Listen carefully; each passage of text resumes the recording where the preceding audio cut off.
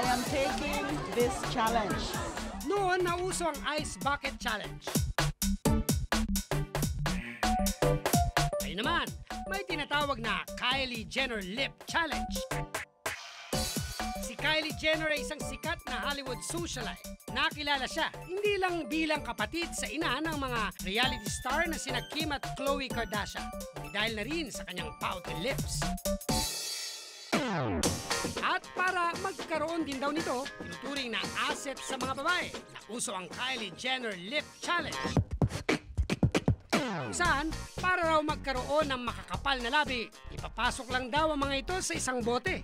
Ang resulta, mamamagaraw ang mga labi at magiging kagaya umano ng kay Kylie. Sa ibang bansa, unang nauso ang challenge na ito. At ngayon nga, ang ilang mga Juan nakikiuso na rin. Ang ka-wonder natin si Madeline, feel na feel daw magkaroon ng pouty lips. At nang malaman niyang pwede naman palang magkaroon ito nang hindi nagpapa-opera, game na game niya sinubukan ang Kylie Jenner Lip Challenge. Naisip kong gawin yung Kylie Jenner Challenge kasi viral na viral ito ngayon sa internet. Kaya ayun, na-try kong gawin yun. Dahil mahilig din daw talagang mag-upload ng video si Madeline, binidyohan din niya ang kanyang sarili na ginagawa ang Kylie Jenner Lip Challenge. At sa kanyang sariling bersyon ng Kylie Jenner Lip Challenge, nagpahid muna ng lipstick si Madeline at saka nilagay ang nguso sa bote.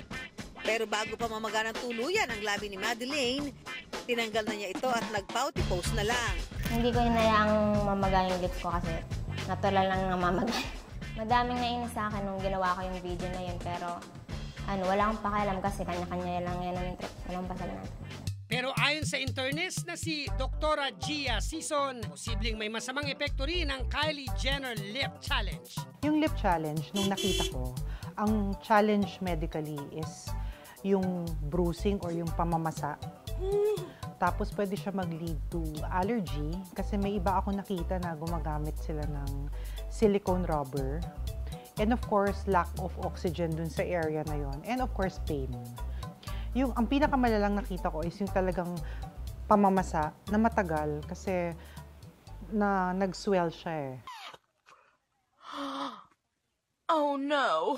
Maging si Kylie Jenner mismo, hindi iniengganyo ang kanyang mga fans na gawin ang challenge. Pagkos, kanyang mensahe sa kanila, magpaka-totoo at mahalin ang sarili.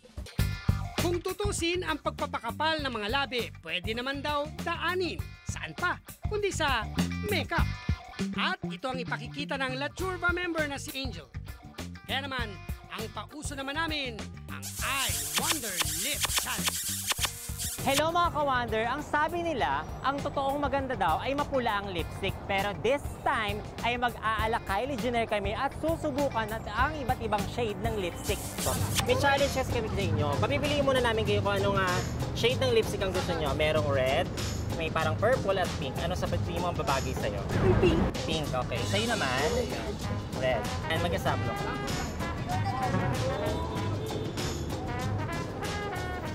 Kailangan matalbogan natin si Kylie Jenner. Sikat yun sa pagkakaroon ng pout lipstick. Tingnan nga, gaya mo si Kylie Jenner. Mas pout pa, kailangan matalbogan natin si Kylie. 1, 2, 3. 1, 2, 3. Pero sa totoo lang, ano pa nga ba ang pinakamadalas na ginagawa ni Juan para makapaglibang-libang? Kundi ang mag-picture-picture. At ngayon nga ang nauuso, ang tinatawag na behind selfie o belfie. Ang sinasabing nagpauso nito, ang mga female Hollywood celebrity na gusto mo nang ipakita ang kanilang mga asset, gaya ng mismong kapatid sa ina ni Kylie Jenner na sina Kim Kardashian.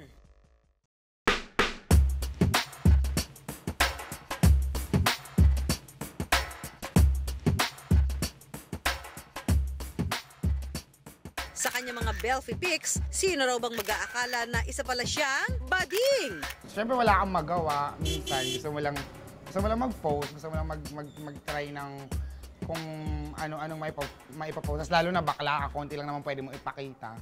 So yun na lang, likod na lang. Pero sa totoo lang, mahirap daw kumuha ng perfect bell P. Kailangan daw kasi ng tamang anggulo para maipakita ang hugis ng kanyang behind. Kaya nga kung minsan, pinakukunan na lang daw niya ito sa iba o nagtsatsaga siya sa salamin.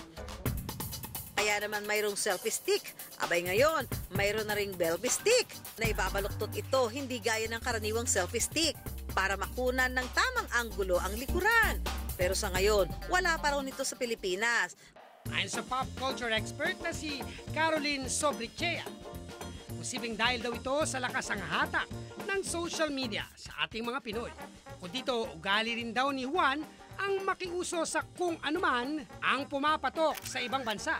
So parang laro siya na nagdadala ng kasayahan at nakakapagkomunika hindi lang sa mga kapitbahay ng mga kabataan, kundi mga kabataan sa mga ibang bansa, sa mga ibang lugar dito sa Pilipinas.